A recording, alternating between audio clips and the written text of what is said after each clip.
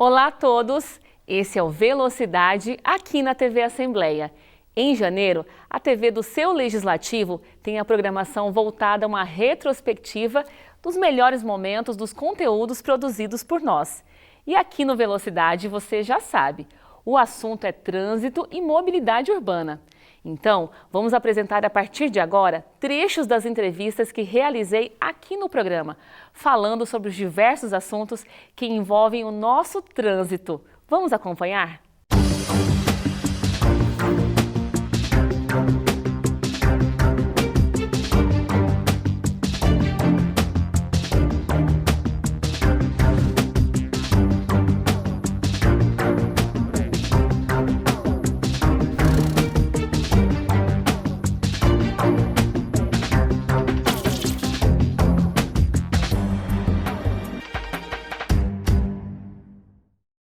Trânsito e tecnologia são temas inseparáveis.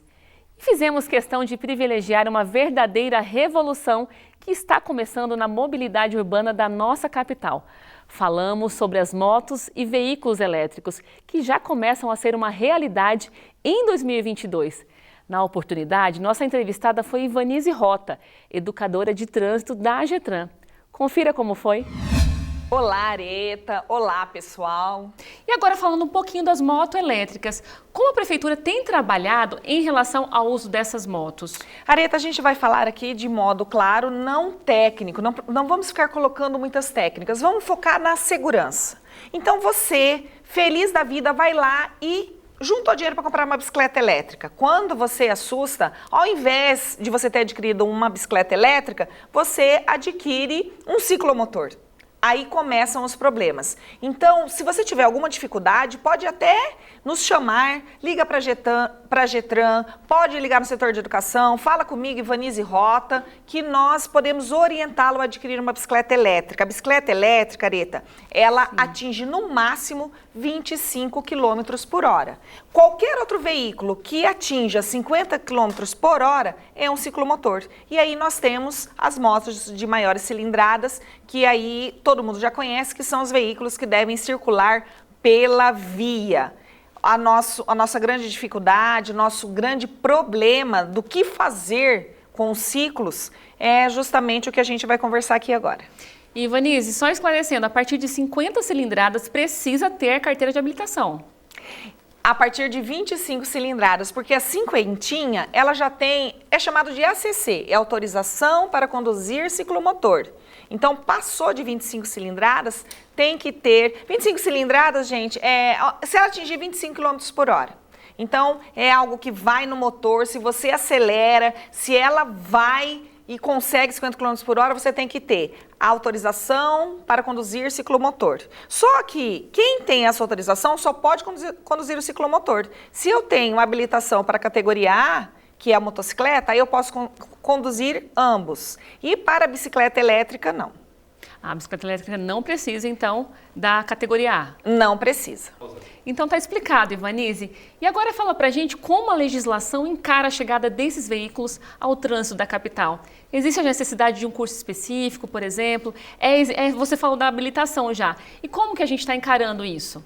Na verdade, a gente está com um problema de adequar essa legislação que já existe para a prática. Então, vamos conversar aqui sobre o comportamento. Você tem um ciclomotor, uma bicicleta, um veículo elétrico, seja uma motocicleta, seja uma scooter, uma motoneta, todas essas estão na categoria de que precisa de habilitação, de capacete e só pode circular na via. O que é esse circular na via? Na via onde estão também os carros, as motos de maiores cilindradas. A ciclovia e a ciclofaixa são para os veículos de propulsão humana ou aquelas que você alimenta a bateria na pedalada. Então, entrou no ciclomotor, que é o nosso assunto aqui, motos elétricas, qualquer veículo elétrico, capacete, tem que ter habilitação e conduzir na via, seguindo todas as regras. Mão direita, vai na direita, como você vai mais devagar, pare nos semáforos, preferência aos pedestres, preferência aos ciclistas e vamos sim buscar a segurança. Lembrando que o nosso objetivo não é fazer com que as pessoas não tenham veículos elétricos. O nosso objetivo aqui é que até, Areta, quanto mais nós tivéssemos veículos que circulassem a 25 e a 50 km por hora, menos acidentes, menos sinistros nós teríamos. Vale assegurar que seguir todos esses critérios de segurança é bom para um trânsito seguro, né? Todo mundo ganha com isso. Exatamente. Por quê? Eu vou fazer uma afirmação aqui. O campograndense hoje, ele mata ou morre porque anda na velocidade acima do permitido na via. A gente nem chama de velocidade excessiva, mas se está permitido 50, é essa velocidade ou menos. Quando você fala, eu não tenho onda verde, a onda verde está onde? Está nessa velocidade, 46, 48, pega Afonso Pena, nessa velocidade que você vai ter. A via não é sua, a via não é nossa, a via é coletiva. Sua pressa, você não é mais bonito do que ninguém, somos todos muito lindos, mas ninguém é mais bonito do que ninguém. Então, essa igualdade respeitando os usuários, o maior, Areta, cuida do menor. Quanto mais poderoso o meu carro, mais airbags, freio ABS, mas eu tenho que cuidar de quem está a pé, de quem está numa bicicleta pedalando, de quem está numa moto de 50 cilindradas, pedalando num 25 quilômetros. Vamos fazer esse trabalho de empatia? Olhar para o outro como eu gostaria que olhasse para as pessoas mais frágeis. Muito bacana, Ivanise. E fala pra gente, vocês já possuem uma média de quantas motos elétricas já circulam em Campo Grande? Esses dados, eles deveriam estar contidos, Areta, no Detran. Mas, como não há um registro de placas, por exemplo, então nós não sabemos exatamente quantas bicicletas nós temos, quantas bicicleta de propulsão humana, quantos ciclos, porque não tem as placas. Então, quando você tem a placa que regulamenta, que ainda nós estamos, ainda a legislação ainda ela existe, mas ela ainda não está na prática, que é o emplacamento, são responsabilidades que precisam ser compartilhadas, porque demanda espaço, tempo, pessoas capacitadas. Então, no momento, a gente ainda está num processo, como você disse, é uma demanda nova e no qual a gente sim tem interesse em incentivar, mas já do modo correto, com segurança, porque o objetivo nosso é ficarmos vivos. Eu também conversei com a Catiana Sabadim, que participou do programa de revitalização urbana de Campo Grande e falou como uma cidade moderna pode se preparar para melhorar a qualidade do trânsito com conceitos inovadores. Veja um pouquinho comigo. Então, Catiana, a gente quer saber um pouquinho de como funciona esse projeto, como nasceu esse projeto Reviva Campo Grande.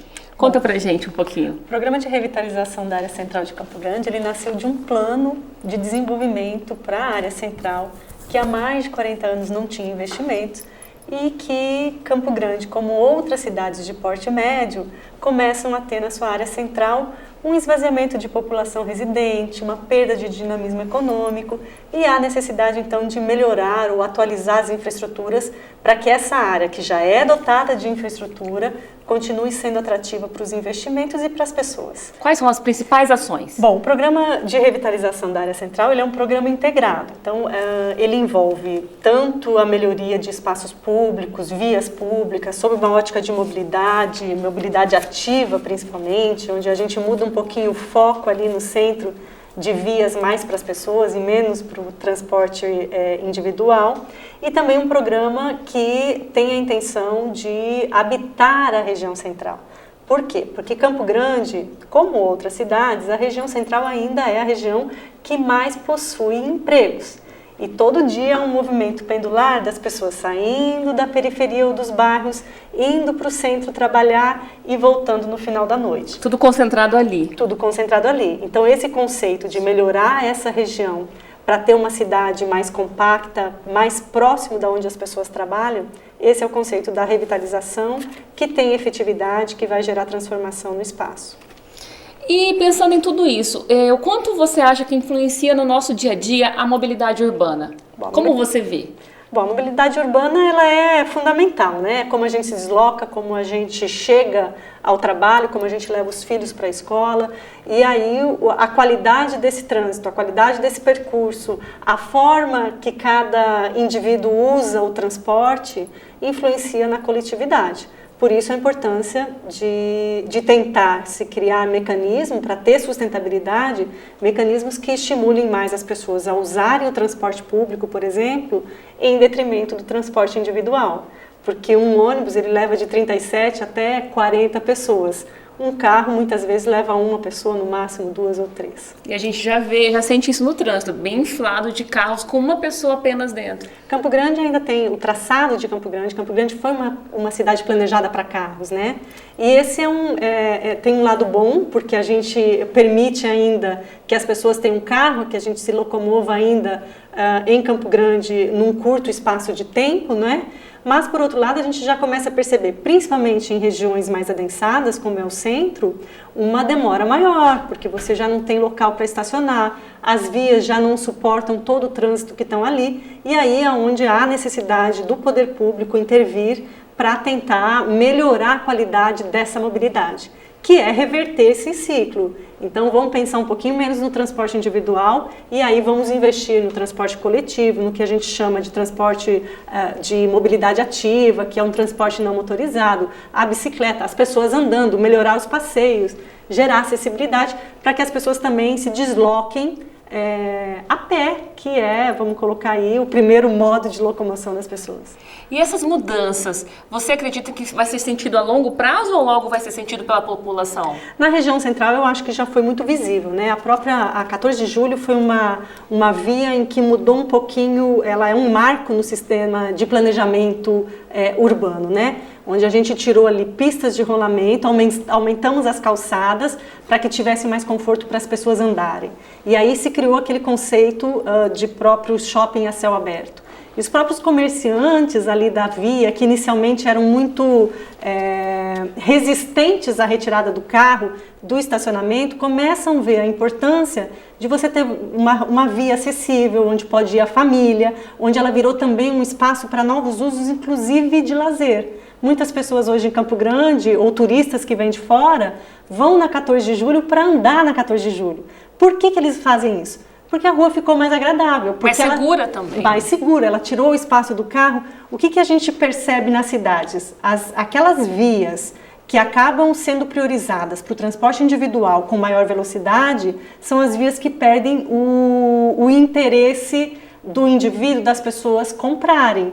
Então, normalmente, uma via que ela é prioritária para o transporte individual, ela perde o dinamismo econômico que ela tinha, porque ninguém quer ir num lugar onde o carro passa muito rápido, onde tem muito barulho, onde tem insegurança, onde não tem acessibilidade. E é dessa forma que a gente vai transformando as cidades, e é nesse sentido que a gente fala que a mobilidade ela é muito importante, no sentido de a mobilidade não é só o carro, a mobilidade também é a bicicleta, são os pedestres, principalmente o transporte coletivo, que é fundamental nesse conceito de cidade mais compacta e de cidade mais sustentável. Na realidade envolve tudo, né, a mobilidade urbana, não tem só uma situação, é todas, né, são todas.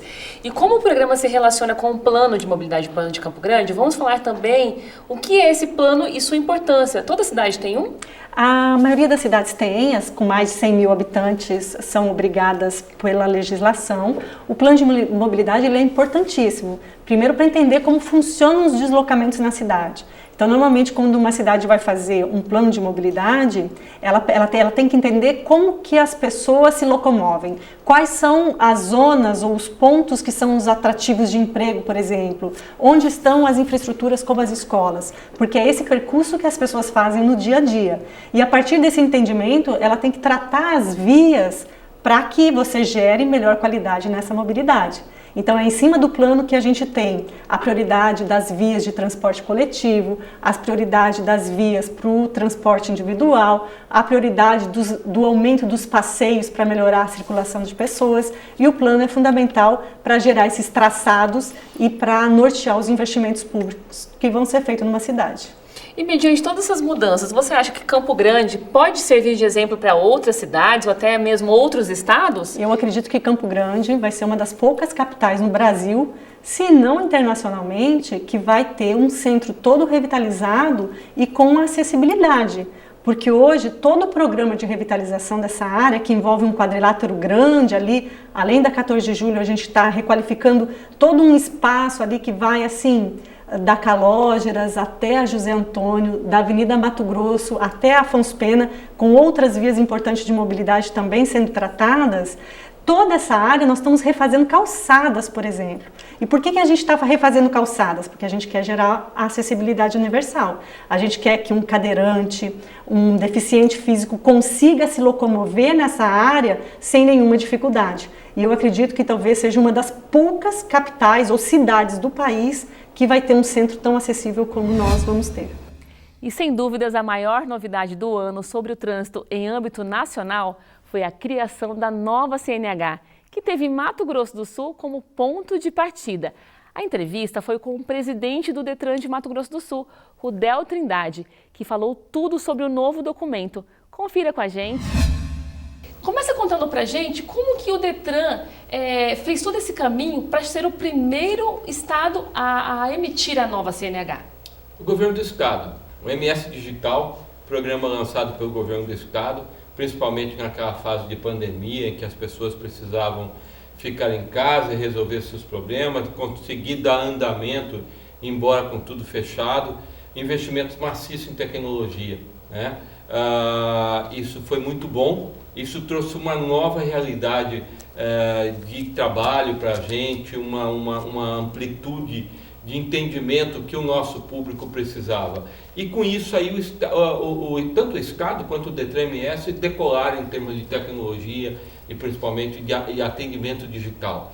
E esse movimento foi observado pelo Ministério da Infraestrutura, pela Secretaria Nacional de Trânsito, como um Estado que toda hora está à frente no lançamento, principalmente na área de trânsito. E aí escolheram, né, deram essa honra de escolher a primeira CNH do país, a nova CNH do país, foi entregue aqui em Campo Grande para uma senhora de 75 anos, motorista de ônibus. Foi muito interessante essa entrega, até emocionante, porque uma motorista de ônibus, mulher, uma representatividade muito importante, inclusive. Muito, ela representa tudo isso que tem de bom no trânsito, aquela segurança que as mulheres normalmente dirigem. Ela tem 25 anos de trabalho no transporte coletivo, então é uma motorista profissional, né? E não foi só ela, e nós escolhemos também representando um motorista do transporte de carga, um motorista de táxi e uma empreendedora lá do Mercadão, né, que trabalha o tempo inteiro com o seu veículo. Eles foram os representantes do governo do estado a receberem as primeiras CNHs do país. Você falou em tecnologia, que nosso estado sai à frente em tecnologia. Tecnologia e trânsito andam lado a lado, então tem que ter esse olhar, né, Rudel? Olha, um olhar é cada dia mais apurado, porque, veja bem, nós inauguramos no Norte Sul Plaza uma agência digital. A gente chama agência digital, mas é uma agência de autoatendimento. Surpresa, mês de maio, todas as nossas agências de Campo Grande atenderam, vamos dizer, 15 mil pessoas, e só essa agência lá no Shopping Norte Sul, só essa agência digital atendeu 15 mil pessoas. Então você nota, olha, está havendo um movimento diferente. O que a nossa sociedade está querendo? Qual é o caminho que ela está sinalizando para a gente em termos de atendimento e de serviço público? O digital, porque facilita, é mais barato, é mais rápido, é mais seguro. Então é um foco que nós temos que ter, e o governo está investindo a cada dia mais em tecnologia, e muitas novidades vão acontecer logo mais aí. Excelente, Rudel. No bloco anterior, a Lina falou que as CNHs anteriores havia um alto índice de falsificação. Foi muito bem pensado nessa nova CNH a respeito disso, que aí entra de novo a tecnologia. Pois é, você veja bem, o cidadão que usa uma CNH falsa, ele está colocando a vida de todo mundo em risco, né? Exatamente. Porque ele pode causar um acidente, ele não é habilitado. Se ele está com um documento falso, é porque não é habilitado corretamente, senão não estaria. Então ele está dirigindo de forma irregular, de forma perigosa, né? E com esse novo documento, é um documento que tem uma série de itens de segurança que as forças policiais podem checar a qualquer momento com seus equipamentos e verificar a veracidade. Agora, e aí você vai, na realidade, a CNH, ela vai caminhar para o documento único no Brasil. Nós já existe troca de imagem com aeroportos, então vai haver uma facilitação para o cidadão também de ter só um documento que vale, que é reconhecido, a sua foto é reconhecida, com um documento, por exemplo, que tem os códigos igual ao do passaporte para você acessar o aeroporto. Então é um caminho aí rápido a ser trilhado. E nos dias de hoje nós estamos buscando cada dia mais praticidade. Praticidade, eu acho que esse é o nosso caminho. Praticidade, eu vejo praticidade, rapidez, viu? Rapidez e redução de custo. A área de trânsito é uma área que você tem várias taxas, você paga aqui, paga ali, você tem uma série de valores ainda que o próprio governo tem lutado para reduzir. O ano passado encaminhamos para a Assembleia Legislativa e foi aprovado uma redução das nossas taxas. O governador ainda não se satisfez. Esse ano nós vamos lançar mais um olhar sobre economia para o cidadão. Por fim, uma entrevista de suma importância para relembrarmos a questão da segurança imprescindível para um trânsito de qualidade. Eu falei com o comandante do Batalhão de Trânsito, Coronel Elcio Almeida, que me explicou como são feitos os procedimentos da Blitz da Lei Seca. Você vê agora. Obrigado por esse espaço que vocês nos cedem para estar falando do nosso trabalho também. Nós que agradecemos, esclarecer as dúvidas da nossa população campograndense. Correto. Nós que agradecemos a sua presença aqui no nosso programa. E como nós já temos mais de 15 anos, né, de lei seca no Brasil, essa, na verdade, foi uma das principais inovações em legislação de trânsito no país nos últimos tempos. Não é mesmo? E como nós podemos avaliar o trabalho da Polícia Militar nesse período? Quais as principais atribuições da Companhia de Trânsito atualmente? Fala um pouco para a gente sobre o trabalho de vocês nessa fiscalização.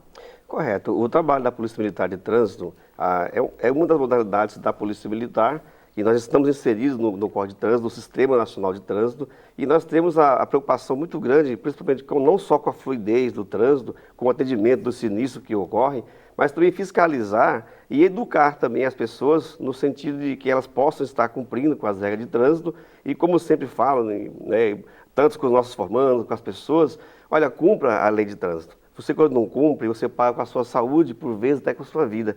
Então é importante que as pessoas no dia a dia estejam cientes que a direção defensiva é a melhor saída. Estejam cientes que o trabalho policial militar, quando está na rua, não é para ela obedecer a lei para o agente de trânsito, para a Polícia Militar de Trânsito. Ela tem que cumprir a lei, que é para a segurança dela e das pessoas também. O benefício é geral. Toda a população ganha respeitando as leis, cumprindo, né? Não, com certeza.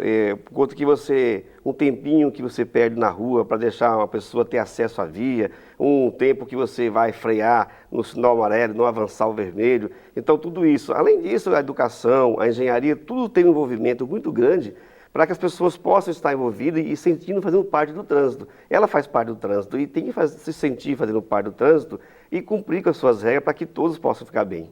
Porque também é um vice-versa, uma hora você é motorista, outra hora pedestre, então todo mundo se respeitando. Todos fazemos parte do trânsito e todos nós somos obrigados a salvar vidas, né? A década viária veio para cobrar dos órgãos que estão envolvidos com o trânsito, os órgãos executivos, os órgãos que fiscalizam, que é o caso da Polícia Militar de Trânsito. Então todos nós temos a responsabilidade em estar cuidando desse trânsito. As emoções são diversas e as pessoas todos os dias despejam nas ruas de Campo Grande suas emoções. É ali que acontece a atenção, ou falta de atenção, a imprudência, né, a falta de respeito. Tem gente que brinca no trânsito, não leva a sério. Então, por vezes, reclamam das notificações e das multas, mas ela apenas é uma consequência daquilo que ele mesmo fez. Os atos praticados. Com certeza. Como nós já temos um bom tempo de vigência da lei, podemos dizer que a população já conhece bem os seus deveres como motoristas responsáveis? Como o senhor avalia isso? Conhece sim, as pessoas tanto conhecem e sabem que o peso da multa é grande.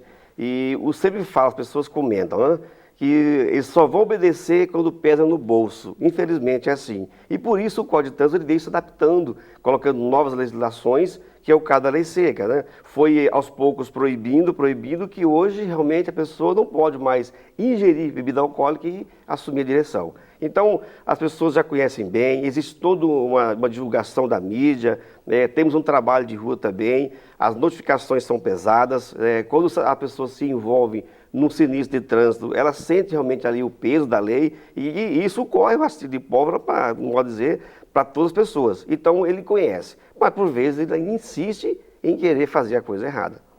E nas blitz, o senhor avalia que tem muitas resistências ainda?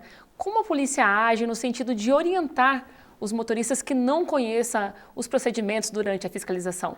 Como ocorre essa orientação, tenente? Fala pra gente. Ocorre sim, as pessoas ficam naquela máxima de que não vou prover prova contra mim, mas na verdade ele não está provendo uma prova contra ele. O órgão está afirmando que ele não está em condições de conduzir um veículo, que o estado que ele se encontra é de embriaguez, mas ele não quer fazer os testes para provar, olha, eu estou ou não estou embriagado. E por vezes a recusa acontece demais.